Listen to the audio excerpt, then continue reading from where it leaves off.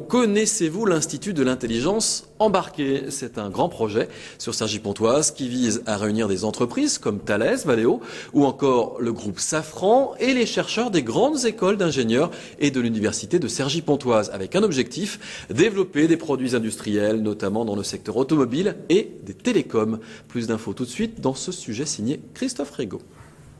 1200 chercheurs en intelligence embarquée et une centaine d'entreprises, le Val d'Oise constitue un véritable pôle d'excellence en la matière. Seulement voilà, chercheurs et industriels n'ont jamais fait bon ménage.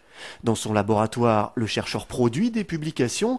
Quant à l'industriel, il attend souvent un prototype ou une maquette avant de convaincre ses investisseurs. Patrick Duvaux a bien connu ce fossé entre ces deux mondes. Ce chercheur a également été entrepreneur avec une solide expérience à l'étranger. Il est l'un des porteurs du projet de l'Institut de l'intelligence embarquée. Objectif, réconcilier et créer une nouvelle relation entre enseignement supérieur et industrie. La première vocation de l'Institut, ça va être d'être un lieu de vie, un lieu d'échange, un lieu de construction entre les chercheurs et les industriels, de façon à déboucher sur des produits, des pré-produits, des prototypes, dont la valeur ajoutée permettra effectivement au fonds d'investissement sur le tissu local de faire démarrer des entreprises.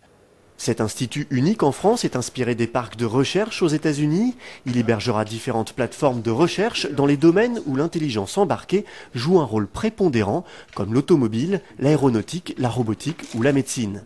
L'intérêt est de pouvoir mettre en commun des moyens humains et financiers sur un même projet, un atout en période de crise.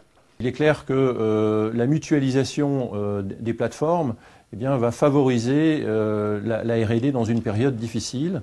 L'un des points très positifs pour l'industriel va être effectivement d'externaliser une partie de sa recherche et son développement à un coût tout à fait calculé et via des financements extérieurs.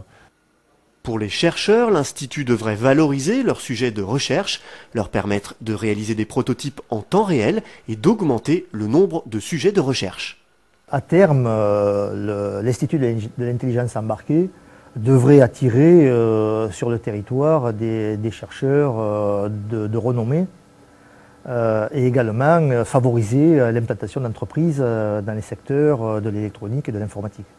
Pour les collectivités partenaires du projet, l'Institut permettra d'ancrer ces entreprises dans le Val d'Oise.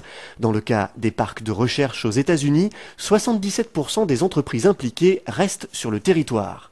L'Institut de l'intelligence embarquée a prévu de s'installer au printemps 2010 au parc Saint-Christophe sur une superficie de 400 mètres carrés pour une première phase. Les 2 premières plateformes de recherche concerneront le secteur automobile ainsi que les logiciels et systèmes complexes.